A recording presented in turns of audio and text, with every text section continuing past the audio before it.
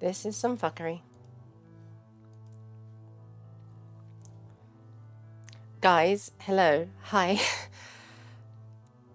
I am so sorry for the delay. Oh my god, I was speaking to you guys and nobody, I'm so sorry. Hello everyone. Hi, how is everyone doing? Um, this is stupid. I was live in front of my camera. I just forgot to go live. It's because I got 4 hours sleep last night and my brain is kind of fried. So, yes. Good afternoon, Michael and Brian. How are you guys doing? Also, I've got a new webcam, HD. So, got like some brighter picture because with an HD webcam I can do the full like politics streamer thing where I do like an actual segment talking about politics and the screen is mostly my face instead of just my face in the corner because hey Matt, because what's the word I'm looking for, when it's a really blurry camera like my present one is and it's in the corner it looks weird. Right, okay, so what I was thinking of doing for these is each week we read through the chapter that I glossed last week and then we gloss the next one so that it's prepared. So you get a bit of glossing and a bit of just reading and translation work. So apologies, by the way, in advance if I'm umming and ahhing a lot, if I'm slow, it's just because I got like 4 hours sleep last night. My brain's kind of fried. But Beowulf is fun and important, so let's go into it. So start of chapter 2. So last chapter, just to recap what happened, we basically learned about Beowulf's ancestry and we learned about the funeral of Shield Shaving, who I believe is Beowulf's father. So Thar was on Burgum Beowulf Shildinga, Leof Leodkuning, lange trage, Folkum je vrije, Far eller Huerth, Aldor of Erde, Othat him eft on walk, Heach herfrenne. Hailed Thenden Liefde, Gammel on Guthrail, Glade Shieldingas. So, anyone want to have a guess using the vocab and the grammatical gloss at translating any parts of this passage? Maybe Thar was on Burgum Beowulf Shieldinga, or yeah, Fader eller Huerth Aldor of Erde. While I have a sip of coffee.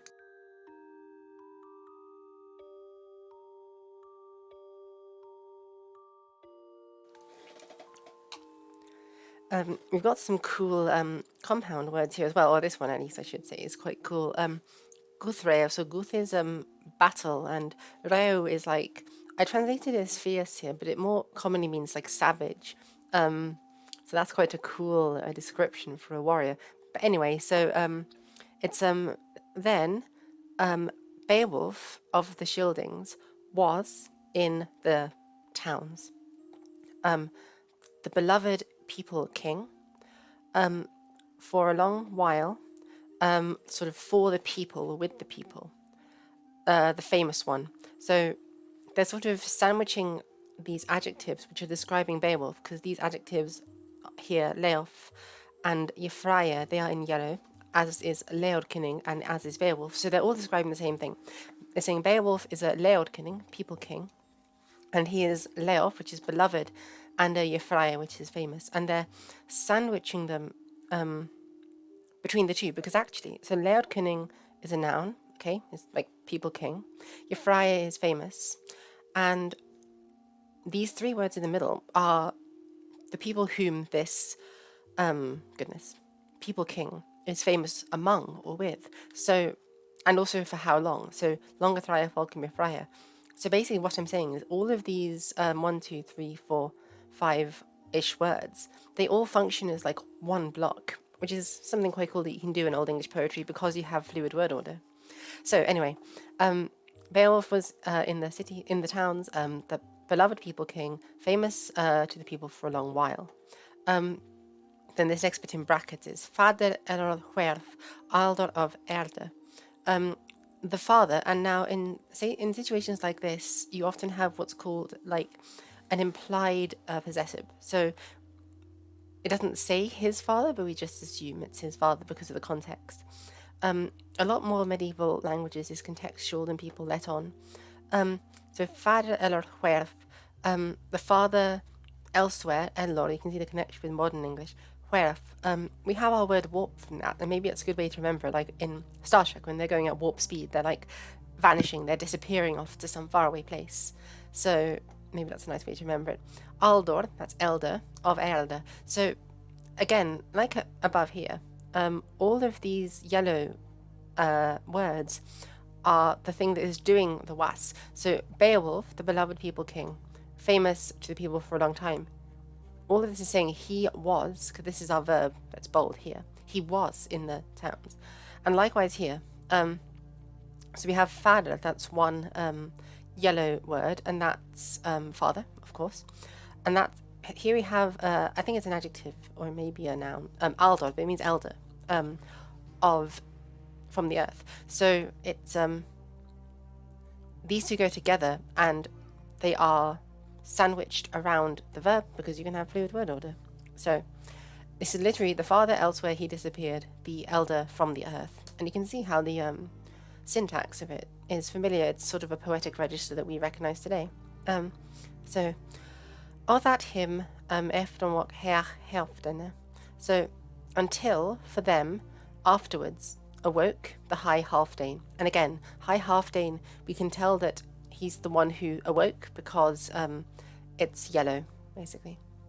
Hailed Thenden Liefde, Gammel on Gutreo Glade Shieldingas.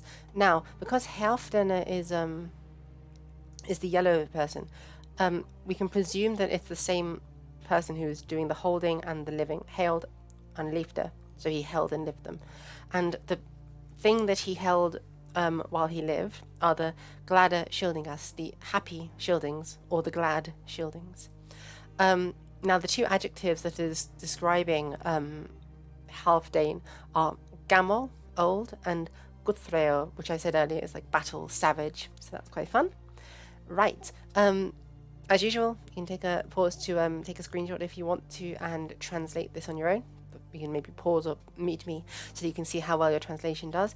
And if anyone can translate any of these little passages, feel free to type it in the comments and I will let you know. And also, oh my goodness, my new camera is messing up, so I'm going to change that really quickly. Mea maxima culpa, you guys. Right. Boom. I mean, having my camera up doesn't matter that much. It's just Beowulf, but still. Awesome. Right. That should be fine. Let us return. So, tham feurl bear forthier limed in world walkun, werda raswa, herogar on hrodgar on halga till. Hyrich that Ires was atalan quen, herdo shilvingas hel shebeda. That's a very interesting word down there. So, to them, or for them, and I've given all of the different meanings of tham here because the dative case, like I said here, is just extra information, so it can mean all sorts of different things. And I've given all the different possible meanings. In this case, it's like to them or for them. That's more likely.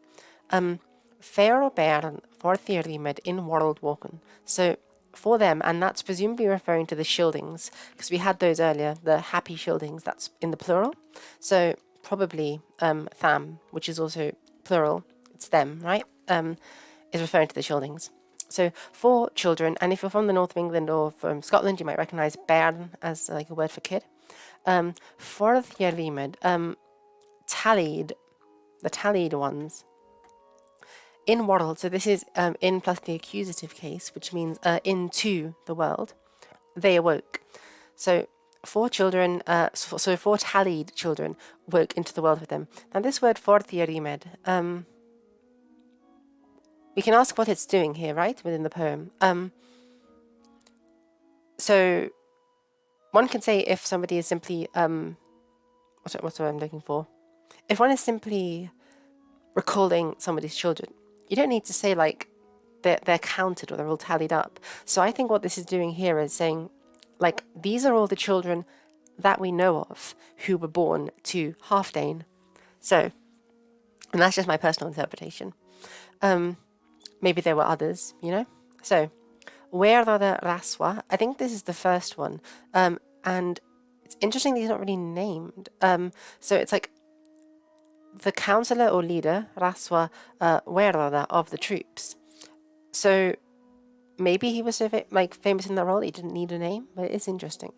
And we have Heordogar on Hrothgar on Halgatil. So these are all different names, obviously, because they have the capital letters. Heordogar, I can't remember, but the Gar ending means spear, and Hrothgar, and Halga as well. That means holy, I believe, and I think that's a female name as well, Halga. Til is just like also, so that we know that they're different from this Raswa. So it's like the leader of the counselor of the war troops, Heragar and Hrothgar. Oh, and also Halga is what they're saying. And then the poet, the Beowulf poet, interjects himself and he's speaking. Here the itch that Ides was Athalan Quen. So I heard that, and now that introduces a new relative clause, which is why this Ides is not the same person as the itch. The itch is probably a male speaker because it's a shop singing in the hall. And Ides is the word for woman. And it's come after this thing that, which functions exactly the same as in modern English. So, heard I that the woman was the noble's queen. This sentence actually passes, we can understand it in modern English. We'd maybe change it a little bit. But this basically says, I heard that the woman was, pardon me, the prince's queen or the nobleman's queen. Now and then they name this guy. So look, we've got the green word here, and this other word, which is green, is the person. And that is the Herdo Shilvingas, the battle shilving. And this yellow word goes with Ides and Quen because it's also yellow and it's come after the word that. So it's part of the sentence, I heard that she was so-and-so. So she was a woman, she was a queen. And this word, Healsia Beda, and presumably this is referring to Halga as well, because that's the only feminine name that we have in the list up there. And presumably the Raswa isn't going to be a woman who's leading the war band in early medieval, like Viking Scandinavia. Not Viking, I should say. It's a bit before the Viking age, but whatever. So Heals is neck, and Yabeda is concubine almost. So it's like a neck consort, which is very interesting. There is an emphasis on necks in Beowulf, which is very curious. I'll skip down to it later. Somebody remind me if anyone remembers to talk about the necks in Beowulf, because when Beowulf fights the dragon, the mortal wound that kills him is to his neck. I think there are also references to necklaces and jewelry at some point. There's clearly something symbolic happening with this. And also actually this is a very unrelated context, but in a poem that I translated from Ostrogothic Italy, where a Roman nobleman is sort of gazing on this sort of male cross-dressing prostitute, and making fun of this person. The poet, Latin poet, sort of described this person as trampling like lions' necks. Like this is symbol of a rabbit, a hare trampling the necks of lions. So this idea of like a feminine person having contact with the necks of a noble man is actually it seems to be a early medieval anxiety perhaps about sexuality and I mean, I don't know enough to say more about it than that, but it's interesting to note that there's a correlation there. There's something going on there that somebody could do further research on. I'm going to have a sip of coffee. Feel free to take a screenshot and have a go at translating any of this if you want on your own. And we can continue. Also, guys, is my audio coming through everything? Everything's okay? Because I only ask because there's normally more comments and there presently aren't any. And I'm worried that I'm streaming and it's not going anywhere.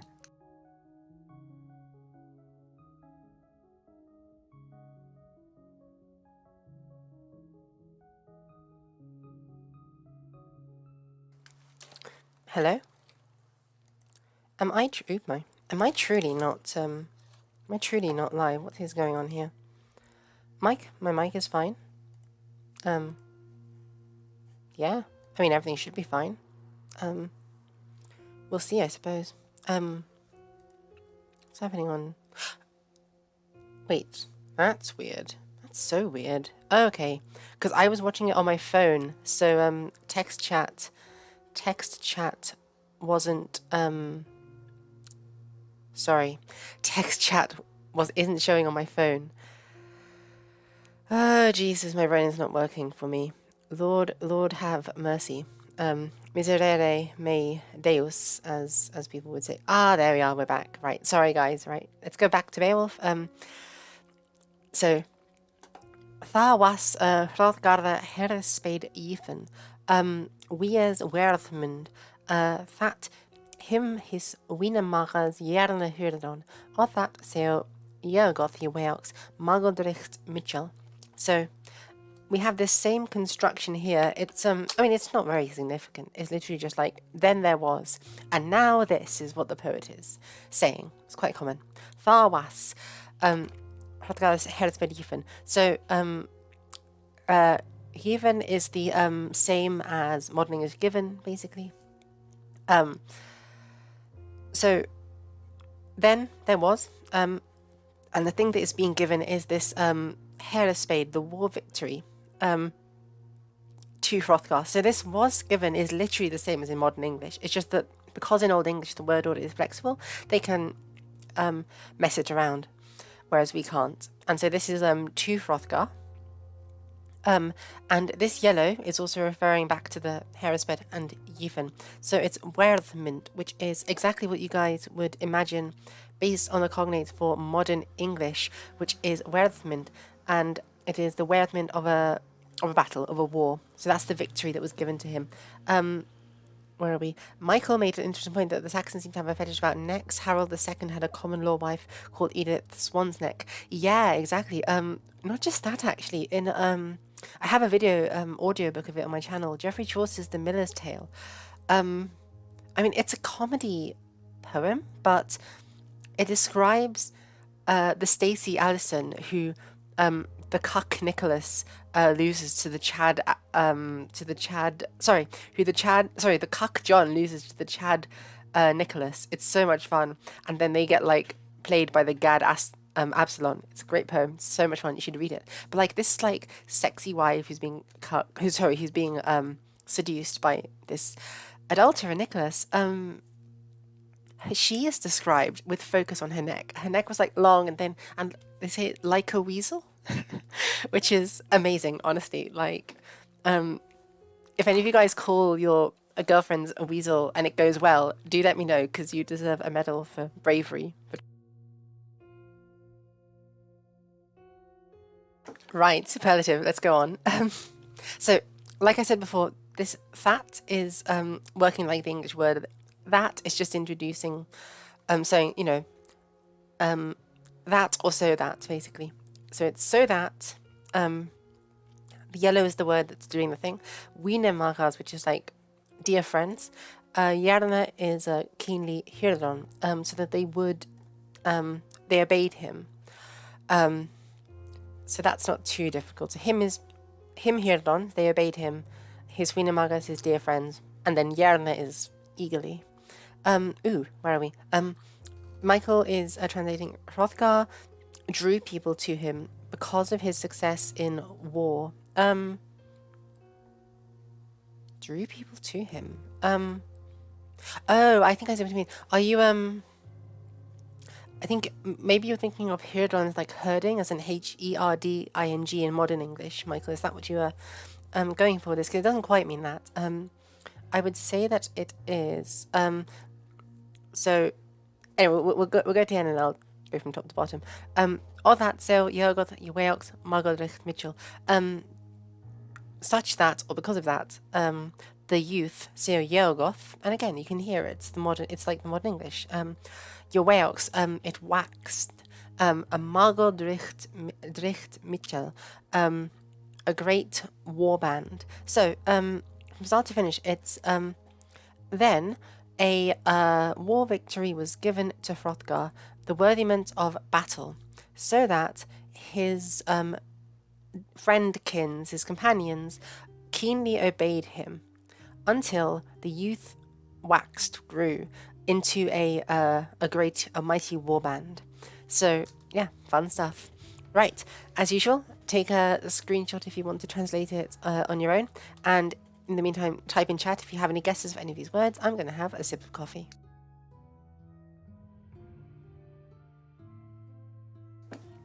Right, so him on Maud Bern that heel Richard Hatton Walde. Meadow Arn Mitchell, men je wirtjehan, van de Ildo Bern afre je frunon, und thar on innan el je dalan, jeungum on eldum, zwilt him God zelde, buton volkschade on ferum gumena, for fuck's sake. I had this yesterday, my throat is being weird. Anyway, right, so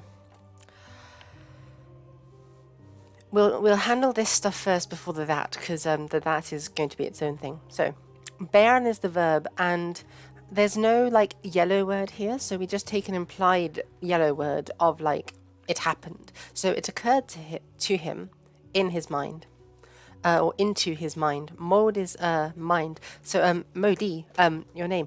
Well, actually, the word COVID. Lol. No, I don't have COVID. I've got one of my vaccination shots. I'm getting the other one relatively soon, and I don't go out. I'm antisocial. I hope I don't have COVID. I'm terrified of it. I don't want long-term COVID. Anyway, right. Into his mind. So the word mode is interesting.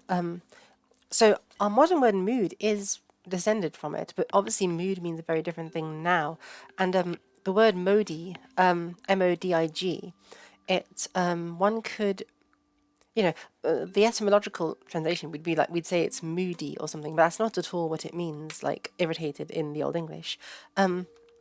Jack Tier is asking, why do I think next we're obsessed about any ideas? Right, okay, so there's one thing I could, what's the word I'm looking for? Give as a guess, and that's like, contrary to our present day evaluations of different kinds of sexuality in the Greco-Roman world, which hugely influenced all sort of later medieval European societies, including the Danes and the early medieval English and such. Modi does mean brave, basically. It can mean a lot of different things. It can mean brave, it can be haughty, it can be proud, arrogant. It's got a load of different meanings depending on the context. And you just choose whichever one is appropriate based on the context. But yeah, so about the necks, Beowulf and other poems like this are inheriting from the Greeks and Romans this sense of what is an appropriate male sexuality. And I emphasize male sexuality because female sexuality is very rarely talked about. There's actually a fun gynecological treatise from Vandal, North Africa, which this is like a joke almost, but it says, did you know women can orgasm as well? And it's like, guys, come on, chill. Anyway, I just want, like, in that treatise, they called like female ejaculation like collapsing cum, as in like falling seed. It's too much. Like, just don't. Can you not? Don't describe male ejaculation that way either. It's just like, it's awful. Do not. Anyway, back to necks. In the Greco-Roman imagination, oral sex was actually the most taboo kind of sexual activity, not like anal or anything else like we might think about today. And the reason for that is because oratory, literally using one's mouth in effective public speaking, was an essential component of Greco-Roman masculinity and growing up to be a dignified young man. Sorry about that noise outside my window. If it continues, I will shut the window. But yeah, so like good Greco-Roman men were supposed to use their mouths to perform masculinity in public. So any sexual act which sort of occupied the mouth was taboo. And in the medieval text, Deeds of the Romans, we have a really interesting account. It's like this medieval fairy tale of what was happening in ancient Rome. And there's a prince who sort of rapes this princess. He ties her up in a tree.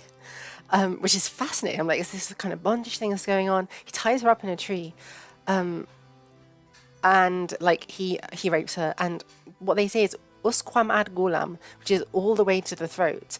And that's meant as like, oh, not only is this deviant and taboo kind of sexuality, because this man has lost control and is raping someone, and not being respectable, but but it's like this is the most extreme, like usque all the way to the throat. Really interesting stuff. If you want to read more about that, you can read the Gesta Romanorum, Deeds of the Romans. Really fun text. So Jack, that's a very circuitous route to get to. If I were to guess, I would say that would be wine excerpts. So the proximity to the mouth and the throat, honestly. I mean, oh God, I'm closing the door. Sorry, the window. Sorry, guys. It's the bin men came. So like, okay, I'm doing it. I don't care. Right. So, in medieval sign language, so this is the sign for like any kind of sex, right? Now, why? I think it's literally like these nuts on your chin. I think it's unironically what that sign is meant to be doing. This is in the Cluny medieval sign language lexicon. It's a book. It's a book of like instructions for how to do medieval sign language. So, like this, fucking hell. This is the sign for woman. This is the sign for man. There's a few others. Teacher is this. Yeah, right. Honestly, man, like. Oh, okay. I'm gonna go off. I'm gonna go off. Screw it, because like we're having fun. Like the Loeb Classic Library, people are like, oh, I just hate classics so much. They ruin Latin. They're like, you study I didn't fucking know Tacitus and Cicero and all this shit. I'm like, look, they're great. Like, the Gallic Wars are fun, okay? But the most exciting like sexuality stuff you'll get commonly in classic syllabus is like Catullus, and all fucking Latin A-level students, they go nuts over Catullus. They're like, De Irumabo and whatever. And yeah, Catullus is fun, but he's one guy. And there's a whole world of like freaky, fun sex shit in the medieval world. I'll find one to show for you guys because it's just too much fun. And no Dios, here we are. Here we are. So these are some poems I translated for a paper I did for class, and it is. Oh no! Did I? Oh gasp! I do not have Enodius. But basically, there is a poet, a Latin poet from Vandal, North Africa, who is called what's I'm looking for? Who is called Luxorius. He's writing in Vandal, North Africa, and he's just so much fun. So I've got some of these now. I've translated them. Oh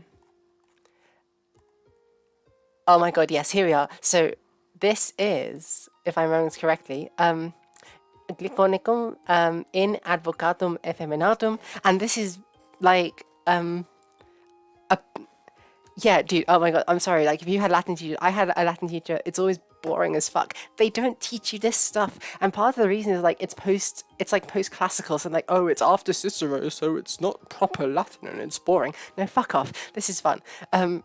This is literally a diss track about like, effeminatum. It's like a femboy lawyer who Luxorius doesn't like. Oh, it's great. You guys can read it here. Why do you rejoice at being fucked in your raging cunt? Why did impotent pleasure overtake you? Que gaudes futui furente cuno curde cepit impotens voluptas. It's like, how much fun is this? Wait, oh no, sorry, this is a different one. This is about the the hermaphrodite, which I'll get to in a second. This one here, the very image of a cut-out man, seriously decadent in nature, you show up in feminine costume, burden of a savage libido. God damn it, so much fun. This one as well is one of my favorites. Luxorius is like the most fuckboy person imaginable. So he sees like a hermaphrodite girl, right? And Rome's like, a bit like today, like a girl with a dick. People are obsessed with fucking trannies on porn sites and stuff like that. I'm allowed to say it, you're not allowed to say it. And what's the word? So hermaphrodites were sort of the same for Greeks and Romans. They were like, oh my god, losing their shit. Luxorius sees one and he's like, is this gay? Is it gay if I fuck this? Not is it gay because they didn't have a concept of gay, but he's like, is this a man? And amazingly, his galaxy brain logic is non lesko paterdis vatisque cunnum illam quam mulia probaris esse partem cum dederis puella tunces. Right, so oh god. Right. Don't give that by which you suffer. Instead, make a vagina, cunt. For when you give that part, then you're a woman, then you're a girl. And I'm like, he's literally like, when I'm fucking you, you're a girl. That's what defines womanhood. It's amazing. And so this bit about don't give that by which you suffer, this is referring to anal sex because, like, what's the word? Because receptive anal sex was referred to as suffering. So it's really suffering womanly things. Muliebra pati, from an epigram by Martial, who was the founder of the epigram genre in ancient Rome. So it's like, basically, don't like take it up your ass, take it in your like vag, because when you like get fucked in your vag, then you're a girl. And they never teach you this. No one's in. I did a medieval Latin like module at uni. They don't do it. Everyone would fucking sign up if you got to translate this stuff. There's so much fun.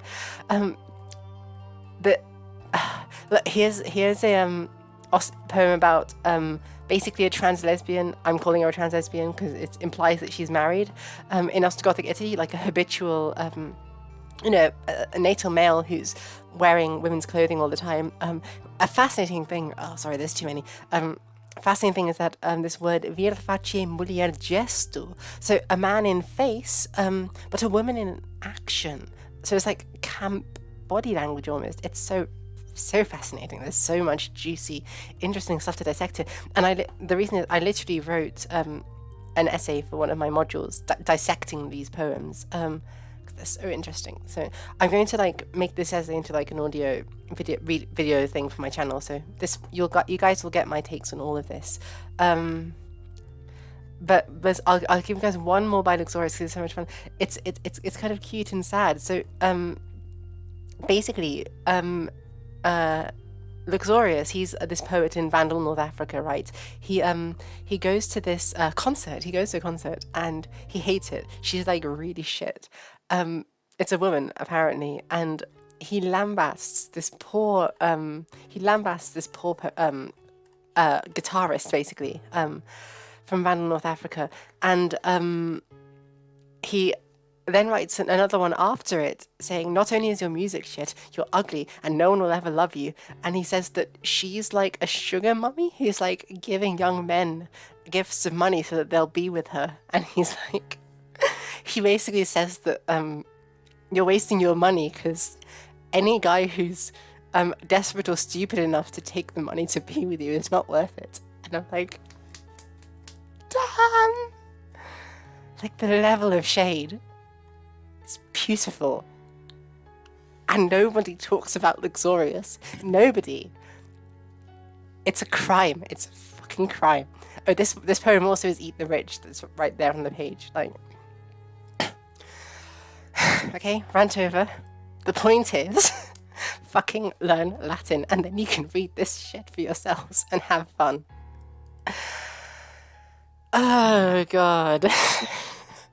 Sorry, I could go on for years about all of the great Latin literature that there is that people just don't read because it's in Latin. But that's the link to Beowulf, by the way, if anyone wants the link to the slides for themselves. Okay, so Jack, thank you for the question on necks. It's a very interesting question. The short answer is because the Romans were also obsessed with necks because of these nuts in your chin.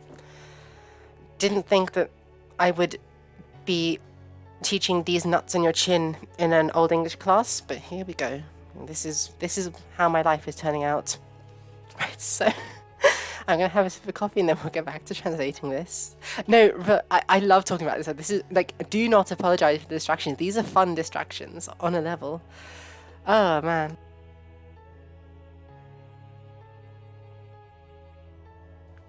I mean, you can probably hear from how much how excited I get when talking about it. I love fucking queer theory and gender sexuality and such, and when it meshes with the Middle Ages, buonissimo, whatever. Okay, so It occurred to him in his mind that Hatan Walder. So it's Hatan is what's the word I'm looking for? Order or commission, I should say. More commonly it's order, but it means commission, so mate order. Walder, he would, and in slightly older English, we use would in the sense of to want, not just to be about to. Like, I don't know, I would ask you a question, this kind of thing. I still use it in that way because my English is a bit archaic, but most people don't. So this hel wretched. Hel is hall and wretched is building, so it's like the whole, a whole building. Meadow Arn Mitchell. Now these are both red, so they are still referring to this hel wretched, the whole building that's being built up, and it's just another repetition of it. Meadow Arn Mitchell. Meadow is like mead, and Arn is hall. Mitchell is great, so it's like the Great Mead Hall. And this is the thing that, as I talked about, that Old English poetry does a lot. So we actually don't need these two words here. Him on mod Bern that Helred Hatten Molde. It occurred to him in his mind that he wanted to commission a hall. So we don't need this like Meadow Arn Mitchell here. But these two word couplets, they sort of fit into Old English poetry a lot. If you pay attention, you'll notice it coming up all the time. Where are we? Margodricht Mitchell. There we are. Look at that. These like two words that come up at the end, because the Seo Yeogoth and Margodricht Mitchell there are the same thing. So it's really sort of irrelevant. The youth is growing. Margodricht Mitchell, a great war band. It's not necessary, but it's just like they like the sound of it. Where are we at? Here's another one. The woman was the noble's woman, Athanan Quen, Hail Siebeda. So the Hail Siebeda is referring to the Quen, but they repeat it again for this like feel of Old English poetry. So this is to give you like a sense of the style of what Old English poetry is like. Right, so it occurred to him in his mind that he wanted to commission a great hall, a big mead hall specifically. And now this is a different bit. Men gewirtjan thonne ildebean afrie frunon. Right. So this is a slightly complicated construction, but we have it in Latin and Greek and Old Norse and Gothic, where you have a red word which is called the accusative and an infinitive verb, and it basically means that they do X. So he wanted to order that the men work or create. And the thing that they're creating, because in this sentence, the red verb is functioning as the subject and not the object of the sentence, we actually have to take the red word from the last clause of the sentence, and that's the Meadow Arn Mitchell, the Great Mead Hall. So he wanted to order the men to create, or he wanted to order that the men create a great mead hall, which the children of men, Ildebearn, ever Jefrunon, would enjoy, hear of. So this is saying that Halfdane wanted to build a great hall that would be legendary, that people would hear about for ages. Und thar on inan, that's quite similar to modern English, isn't it? And there on the inside, within. Eal, Yedalan, Yeongum on Ealdum. So Eal is pretty obvious, it's all things. Yedalan is to deal out, to give out, to distribute. Yeongum on Ealdum, to young and old people alike. Swilch, and because this is red, we know it's the same thing as the ale that's here. So such as God, which is our subject here. Sealda is like it's related to our modern English word to sell, but it's like to give to him. So what's I'm looking for? So this such is referring to the everything, all of the things that he was giving out from before. and it's saying that God gave him those things. This line, you might notice, it looks like one of these things that either could be thrown in, right, to make the poem be a bit Christian, or it could easily have been modified from, maybe earlier it said the gods gave him, maybe it said a specific god gave him this. We can't know, I'm afraid. Michael has an interesting question. The children of men, is that separating them from the children of Cain outside the hall? That's a very interesting question. I'm going to say yeah. I think yes. And actually, this chapter is obsessed with. I think it's obsessed with Grendel and Cain and all this sort. So we'll maybe get an answer from the text itself going on into this chapter. So anyway, so he wanted to distribute, because remember, aside from this Yefruna, which is they would hear, and that's referring to the children of men, all of these other verbs are actually infinitive until God himself. So he wanted to commission, he wanted the men to make, he wanted to distribute everything to the children, to the young and the old. So that's how this word Walder is doing a lot of work in these lines. So what was he giving to the young and the old?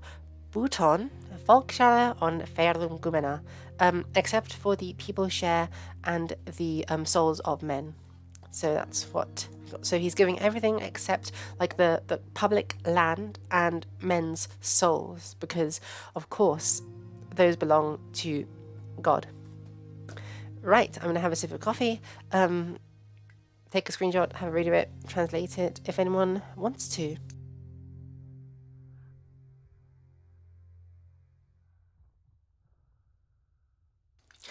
Right, so Fa ich weedy freien werk je bannen maniger maithe ye on this na midden jaar fox did a flat one. So then I sort of learn of from afar broadly werk je bannen. So infinitives in Old English and in Gothic, I think in Old Norse as well. Matthew, could you check me on that? If Old Norse verbs, if Old Norse infinitives can be active as well as passive infinitives, because Latin has a distinction. Latin has passive infinitives. So facere is the verb. It means to make in Latin, but faci, I think it's either faci or facere, I'm a bit forgetful right now, is like to be made. And they distinguish that with the form in Latin, but in Old English the end of the word doesn't actually change if it's an active or a passive infinitive. You just learn it from context. So we have a couple of infinitives here, and these are underlined. The infinitives are always going to be underlined. Banan and fratwan. So this could mean either to bid or to be bidden, and fratwan can mean to adorn or to be adorned. So Mike is guessing far and wide. Many people heard. Wait. So Michael, you've got the gist of it, to be sure. It's then I far and wide or broadly learn that the work was ordered or commissioned, because this is that same thing of the a red plus an infinitive, which means that red thing happened. So I learned that the work was commissioned. So this is sort of interesting. Manera maitha. Actually, this is ambiguous. So I've said here the dative means extra information. These blue words mean extra information. And I say here that I give all of the different prepositions that we could use to translate it in English. So manera maitha is like many people, but the other meanings depend on how the dative is working. And it's actually ambiguous here, because one can translate this as I learn that the work was done. I learned about this from many people, as in many people have told me about this, or I learned that the work was commissioned sort of by many, or hailed by many people, as in building that work was a thing that many people were ordered to do. Because remember, the Scyldings dominate many people. That's literally the first few lines. Halfway Gardena and Yardagam there getting through me on who the Atlingas and Femidum and these lines oft shield shaving shaden and threatum monogam maitum meatatla oftech edge shot el. You know, often shield shaving took away the meat seats for many people with the threats of murders, and he terrified the earls. The Scyldings have dominion over many other people in their world, and so it's possible that these peoples who they conquered were ordered to build a hall for them. And it's also possible this is referring to other people who told the poet about this hall. So that's why sometimes you have phrases like this, and you literally, in terms of the grammar, sometimes you can make arguments for why one translation is slightly more likely, but either interpretation could be legitimate. And because of that, you I would just say to you, this is why you can't trust a translation, because yeah, it's ambiguous, and it's literally something that the translator has to make a choice on. You can't just say I heard that the work was done by many people, or I heard from many people that the work was done, which actually quite changes the dynamic, right? Because if the work was made by many people, then there's this like pyramid thing. It's this story of like or like Norman castles in England after the conquest. It's like the story of a subjugated people being forced to work to build the tools of their own oppression, almost. And the other way around, it's almost like this story of celebrity. And you do have to translate it one way or the other. So this is why, don't trust translations. Learn to read these things yourself so you can make your own mind. You can make your own judgment about which one it is. Let me know in the chat, do you think that the poet heard about the hall from many people? Or do you think the poet heard that the hall was built by many people? Or was praised by many people? What do you think? Right, so let's finish this. Yeond this midden yard is like throughout this Middle Earth. Folk stede fratwan, the hall adorned and decorated. Really fun stuff. Right, so let's just move on. I'm going to have a sip of coffee, take a second to maybe try and translate any of these if you want. By the way, I want to shout you out, Michael, because you try to translate these things, and it's difficult stuff, and you're giving it a go, and you're getting things right. This is really awesome.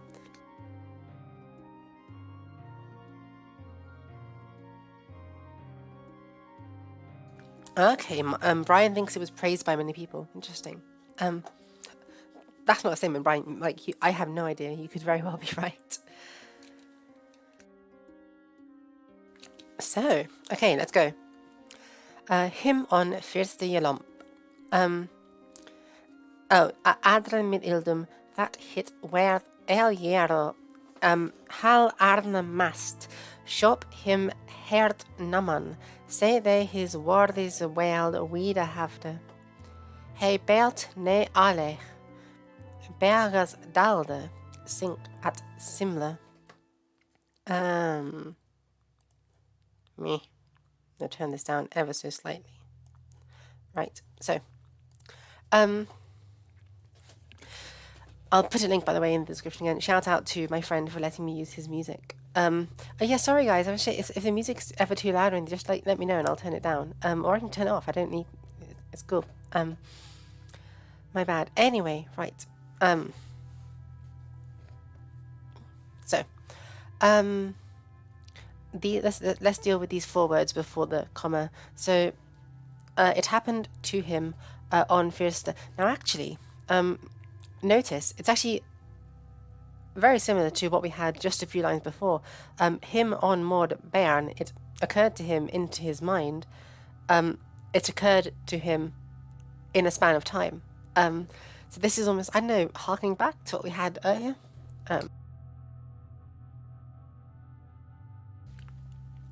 Adra mid ildum. Speedily is early is adra mid ildum with the elders. That, and that is going to be a relative clause. That hit werth el hierro. That it became. Sorry about the ice cream truck. That it became all prepared el hierro. And this is another one. Do you remember I said how they have these couplets like Magodricht Mitchell and Magodricht Mitchell and Helo Shilvingas Helsebeda. This is another one of those ones, which is just repeating the same thing. Hel Arna Mast, greatest of hall buildings. Yes, Brian, great. Good job. Greatest of hall buildings. And because these words are all yellow, they're all referring to the same thing. So it became all prepared, and the it that is becoming all prepared was the greatest of hall buildings. So shop, and that is a verb. It's like our English word shape.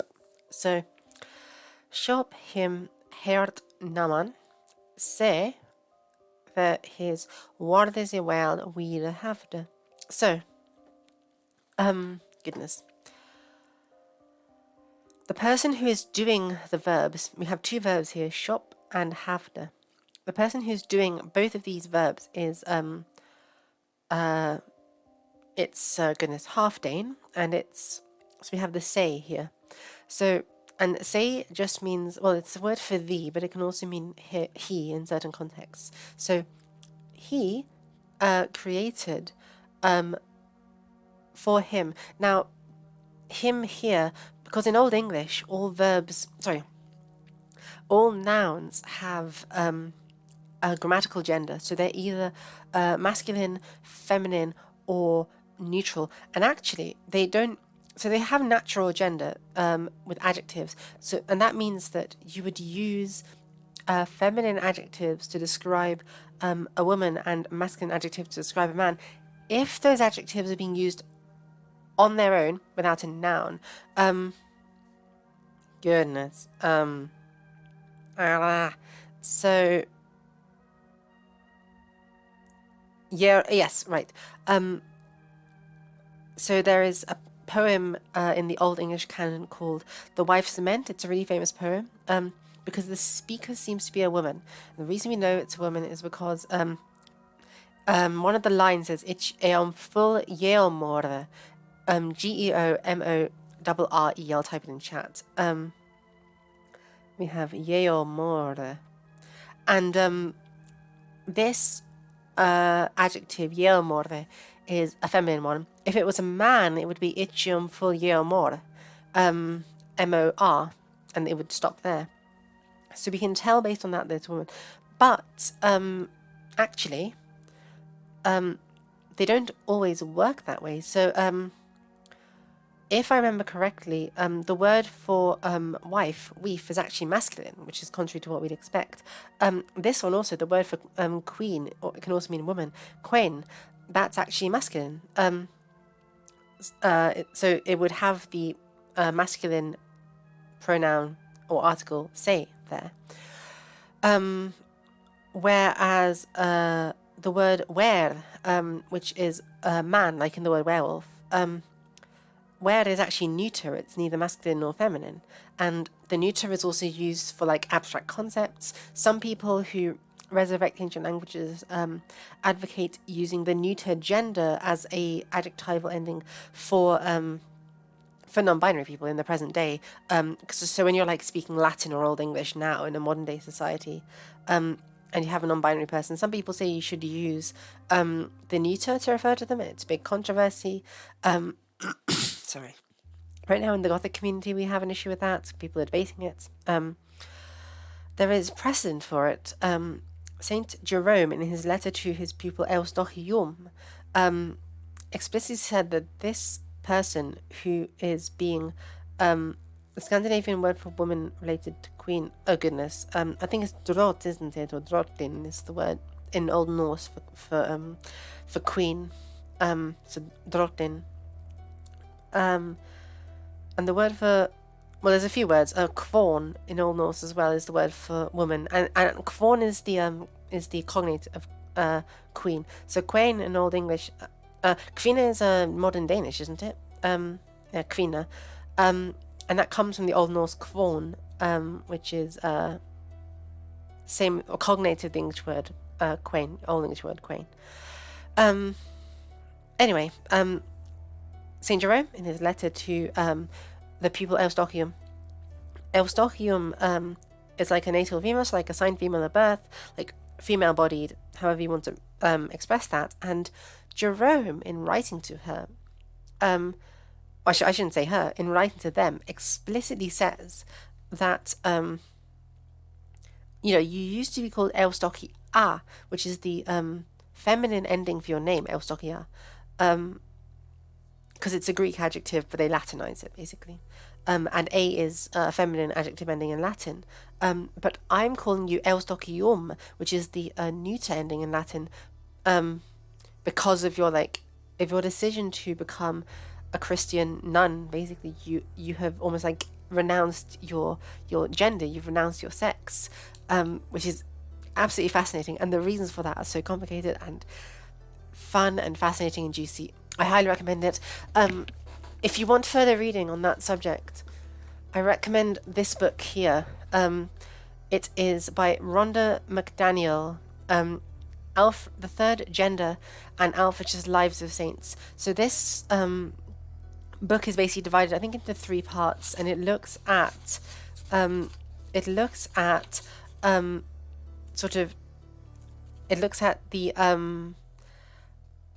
the Latin patristic literature that literature that influenced Old English saints' lives, like Alfred of Evesham. It looks specifically at how these ideas play out in Alfred's famous book, The Lives of Saints, and it goes through different sort of ways that gender manifests. So whether as brides and soldiers of Christ in terms of the bodily politics, and also rulership as well. So once again, the Third Gender and Alfred's Lives of Saints by Rhonda McDaniel.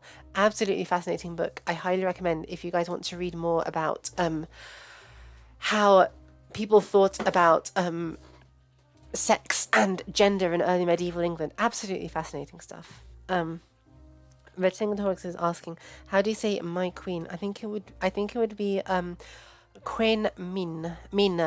And I will check that actually, because I don't want to be misleading. Because I think Mina is the correct adjective ending. It's the feminine ending for the Old English min, which is mine. But I do want to check that. So Old English, here we are, lovely. Min. Oh no, I'm wrong. So it would just be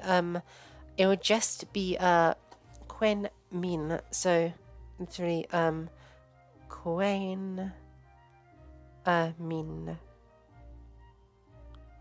There we are. Queen Min would be how you say it. Nice. So let us return. Oops, no. Enough of that distraction. Sorry guys, I get off topic very easily with this stuff. There's just so much interesting stuff to talk about. Ooh, exciting. Right. So, she heard of the work from many people praised throughout Middle Earth. Ah, is this for this one? Right. Michael, not quite, but you're almost there. So, so it's this one is then I far and wide hear that the work was ordered or commissioned either by many people or I heard from many people. We don't know which one it is. Throughout this Middle Earth,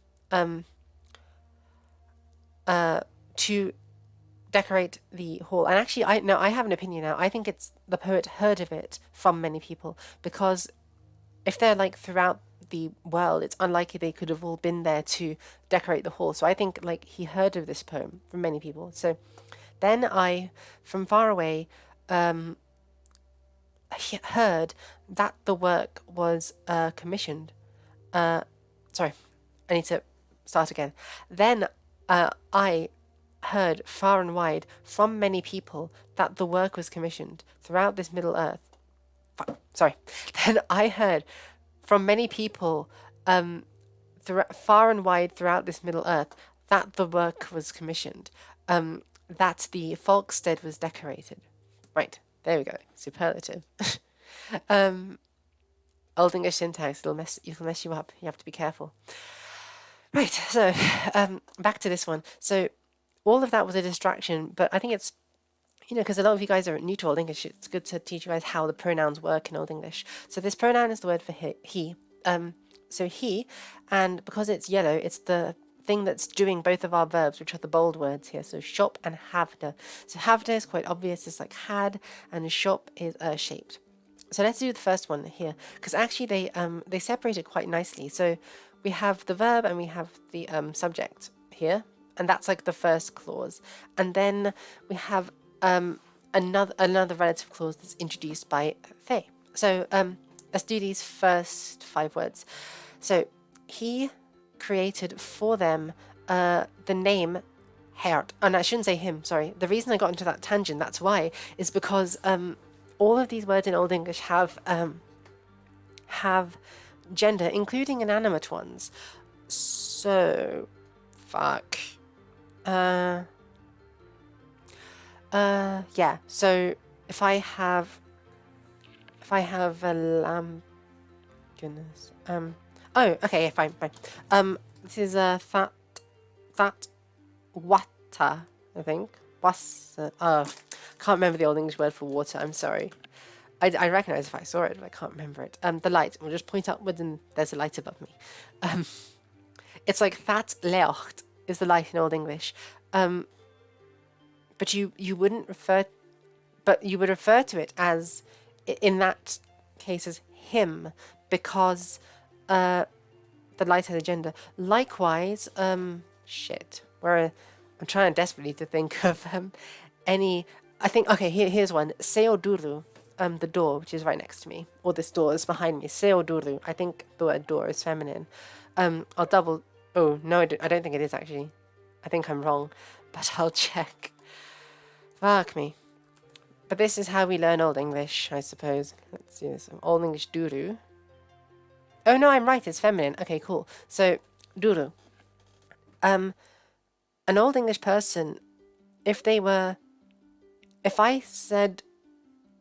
say I opened the door and they wanted me to suddenly close it, they wouldn't say close it like we would. They would say close her, because the word door has feminine gender. That's what this is.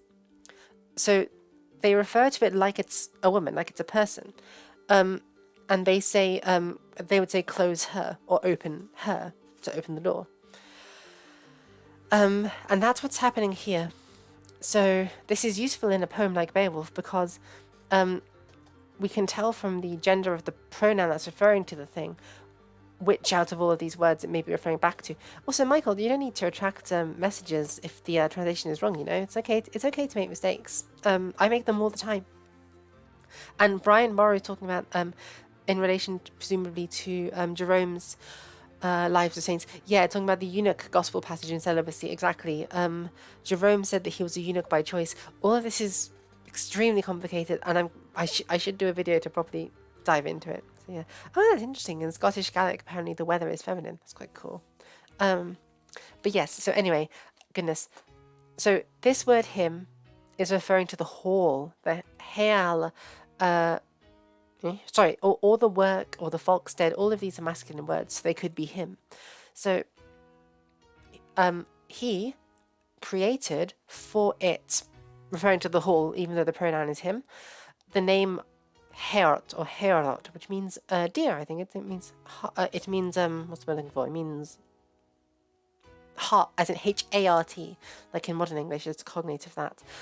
So he created for it the name of Heorot, he who, of his word, wield or power, far and wide he had. So this clause is super complicated, but it's like he created for that hall the name of Heorot, he who had control of his word, and that's his reputation, far and wide, or dominion of his word. It's like if he commanded something, it would be done far and wide. And now that I think about this, actually, maybe that makes the interpretation that the hall was built by many people a bit more plausible. We can't know. We truly can't know.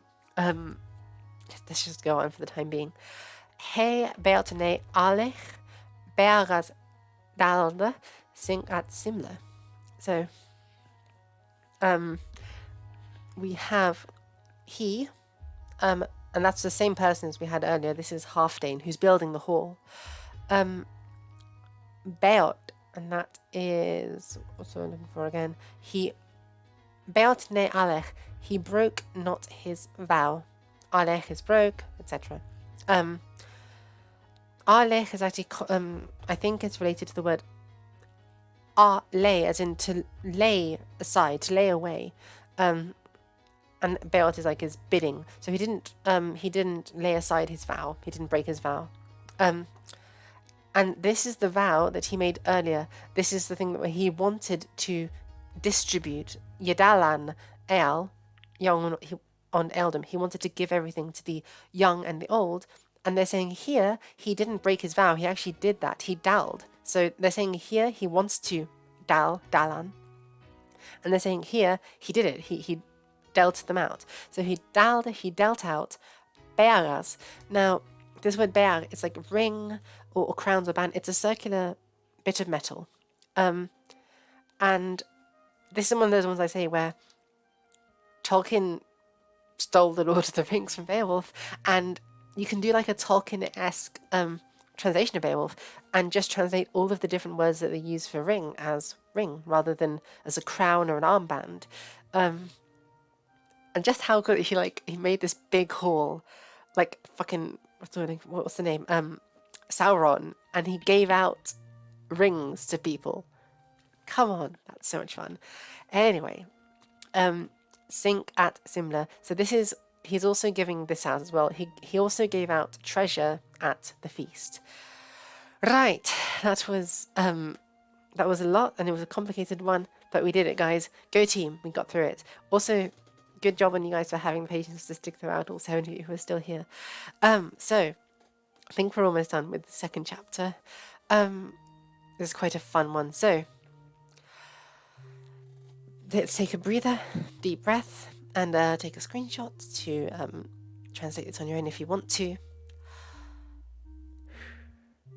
So, Sele lieferde Herr und Hornjeb, haddo Wilma bath, ladan ligas, ne was hit lenge tha jen, that se hette Arthum Swerian after a while need the Waknan shoulder. So, it's another semi-complicated one. Let's do these first two words, because they're the first two words. This is yellow, so we know it's the one that's doing the verb, and the verb is right there. It's very easy. So it's the hall towered, not the tall Howard. The hall towered. And these two are adjectives that are describing the hall.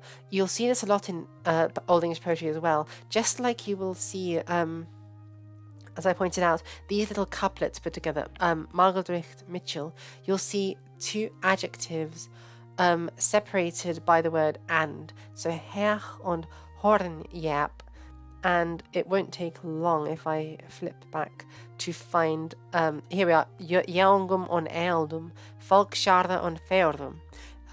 It's really common. And, we do this in this is literally, we would recognize this phrase in Old English. This is young and old, literally, Jaungum on Eldum. So this is what I find so cool about studying Beowulf and this kind of stuff, is we can feel as native English speakers that all of this poetry is kind of still with us in the way we speak and the things that we recognize and the things that feel natural to us. It's really fun. So these two words, Herr and Hornjeb, are describing the hall, the cellar, and it is high and horn gabled. So I guess there is horn on the roof. It's quite interesting. Haddo Wilma Bath. Now, the word binan takes a genitive that's a green noun as its object. So this means it awaited the loathsome flames. So this is a very grim foreshadowing of what's to come. So it's like, and it's also really interesting if you think about it, the way that they're phrasing it. The hall towered, high and horn gabled, it awaited the loathsome flame. It's almost like the battle flames. It's almost like the hall is aware, it's conscious of what's going to come. It's like a person almost. It's so interesting, and part of this ties into how the early medieval English people are conceptualizing heaven. So Alan J. Franson and Faith Wallace edited a really good book called Cadman's Hymn. I'll look it up real quick so you guys can know to look it up if you want to. Faith Wallace, Cadman's Hymn. Yes, here we are, Cadman's Hymn. This is the book that I'm talking about. It was edited by Faith Wallace and Alan J. Franson. It is Cadman's Hymn and Material Culture in the World of Bede. And there is a chapter in this edited volume which talks about how, I'll go back to that, which talks about how for the early medieval English imagination, they thought of heaven as in the place you go after you die, as a roof. And actually, what's what I'm looking for? Actually,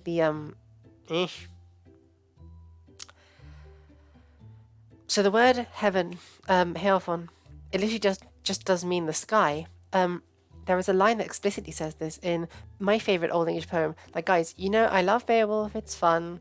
I'm slightly more fond of a poem called Christ and Satan because it's metal as fuck. It's just like, the lyrics, it's like black metal song lyrics, Christ and Satan. You must read it. It's like so much fun. Oh, there's a great line, like, Itchium fach with God. And Grendel's described exactly the same way, and it's like blood-stained against God. It's like, oh, it's metal. It's like, this is a hall of torments, dragons are writhing. So much fun. Anyway, in that poem, it said that God Sheol, Ildebean, Helfon Tochlofa, he made for them heaven as a roof for them. So it's like a protective covering. And therefore, within and or underneath heaven, it's almost like a house. And existence is a house with people on different floors of it, in different levels of authority. So it's almost like, you know, the attic, the top level of the house is heaven. Brian, not a dome, as specifically as a roof, like an arched roof. Not a dome. That's different. I think the Greeks and Romans thought of it as a dome, but the Anglo-Saxons are thinking of it as a roof. And in the attic of the roof, at the triangle bit, and the triangle, coincidentally, you know, Trinity symbolism with the triangle, that's where heaven is. That's where God and the good people and the saints are after they die. The Middle Earth, you can say, is literally the middle of the house, right? It's the bit that everyone's living in until they can ascend. They can go up the stairs, as it were, to the top. And then maybe hell is the basement, or just the garden where people go to be buried and eaten by worms. So it's extremely interesting stuff. And it's possible, because that idea of heaven as a roof didn't need to be, it's not something that was imported into early Anglo-Saxon Christianity because of Latin literature, because a lot of culture gets imported from Latin literature in early medieval England. Most of our Old English texts are translations from Latin. Beowulf is one of the only exceptions, actually, along with the Anglo-Saxon Chronicle. So because this idea of heaven as a roof did not come from the Latin literature of the time, which more likely describes heaven as a dome, it seems like what this is that this was a cultural belief of the Anglo-Saxons, which was adopted into Christianity during the conversion in the 6th and 7th centuries. And because Beowulf, as a poem, like we say, is sort of in between sort of semi-pagan and fully Christian generations of people, I think it's possible that this sentience, implied sentience, I should say, of the whole, the fact that the whole is awaiting, it's like conscious, it's almost got a mind of its own. Maybe this is some kind of reference to how heaven once functioned as a deity in pre-Christian Anglo-Saxon religion, but this is extremely conjectural. If you're like a pagan and you're a neo-pagan and this stuff is important to you and you like try to resurrect Anglo-Saxon paganism from studying the medieval text, like I know Laird and Old English does that, and I know, I hate him, but I know Survive the Drive does that as well. Don't take him seriously on anything, and don't take me seriously on this, because this is a very tenuous possibility. But it's an interesting possibility to think about, that this idea that the whole is awaiting, it's got a mind and it's sentient. This might be a relic of pagan Anglo-Saxon religion. That's a possibility to think about, is all I'm saying. Bella, can you write your own poem or a story in Anglo-Saxon? Sure, I guess I could. I've actually thought about translating the game Arcs Fatalis into Old English as well, into Anglo-Saxon. But I'm honestly not that good at it. Like, I can read Old English, but I don't know it as well as Latin. Like, I can... Interpretare loqui latine facilius possum, id est. Sine ulla difficultate, quia quamdio partipicex apud societatem viva latinitatis eram. I can like burst into Latin and just talk about and just speak in Latin without making mistakes, or at least not many mistakes, because I have practiced it and I used to do it. I've not done that for Old English, I just learned how to read it. So I could write my own poem, I guess. Maybe I will. Maybe I'll do a small one for the sake of this channel. Michael White says the Anglo-Saxons believe that stones and treated spirits.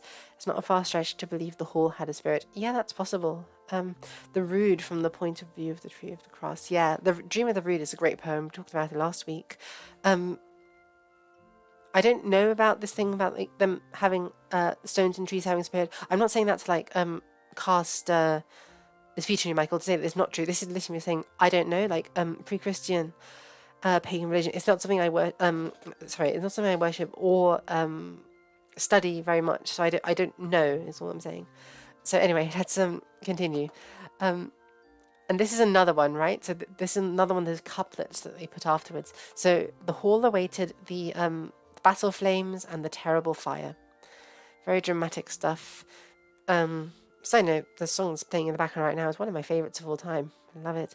Anyway, ne was hit lengatha yen. That, well, actually we'll go up to there. Nor was it long then yet. Literally, nor was it long then yet. This is modern English. This is how we speak today. Some of it is well, not exactly, but you know, we recognize it. It's our language. This is our culture as native English speakers and as English people. No, not like, actually no, as native English speakers, because someone from Nigeria or India is also going to recognize this. That the age hette Arthum's Barian after well need the Waknan shoulder.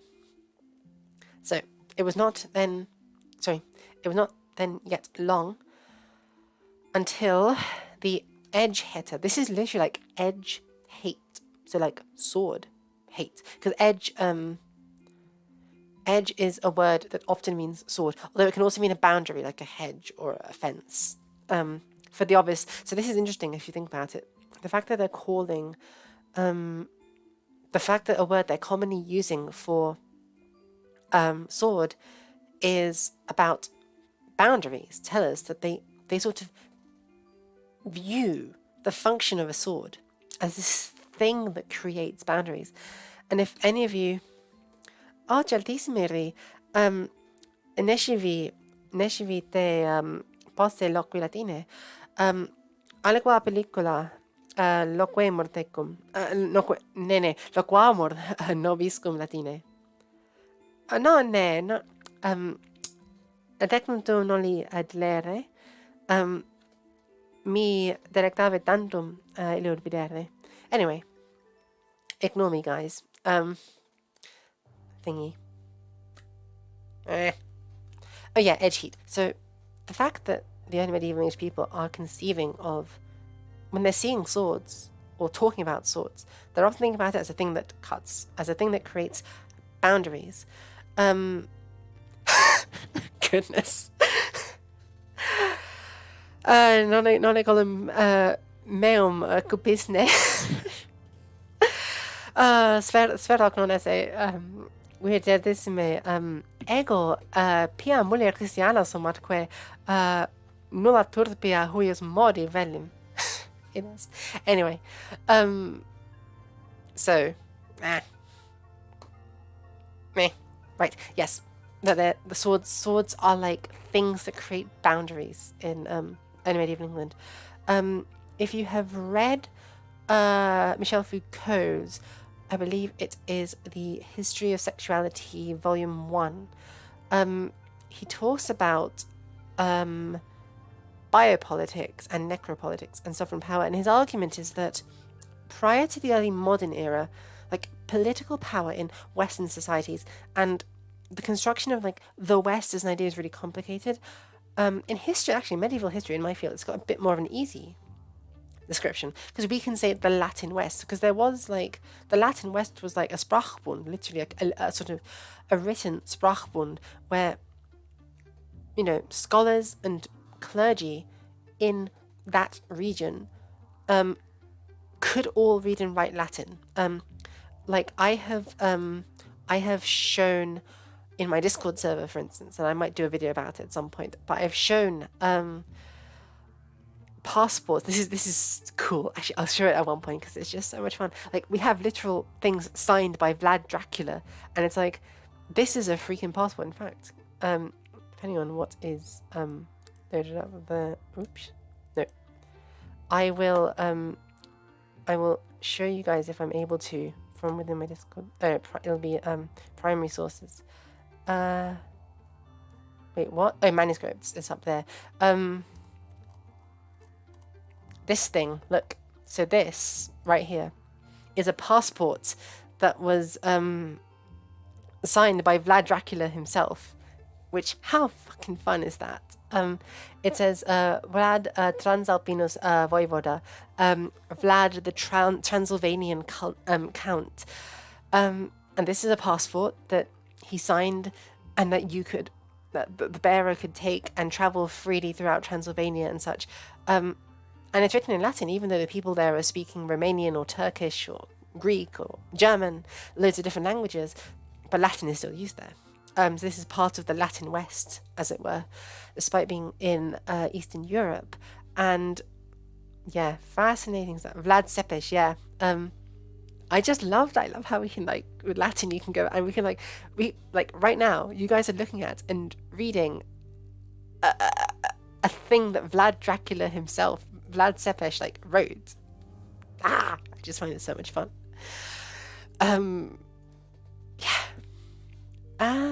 So alright, no, it's back here. But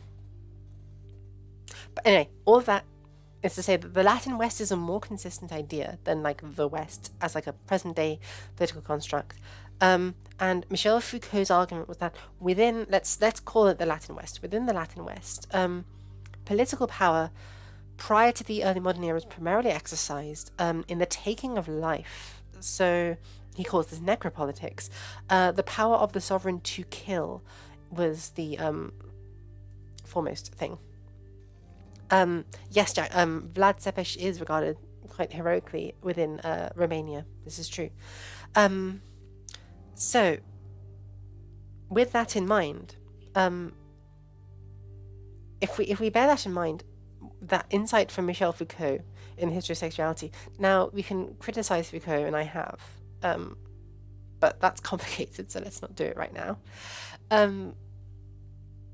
If we take that insight that in the Middle Ages, what power means is the ability to take life rather than the responsibility to ensure that life flourishes. Because that's how we view government today. We think government has at least some responsibility to protect the life of its people.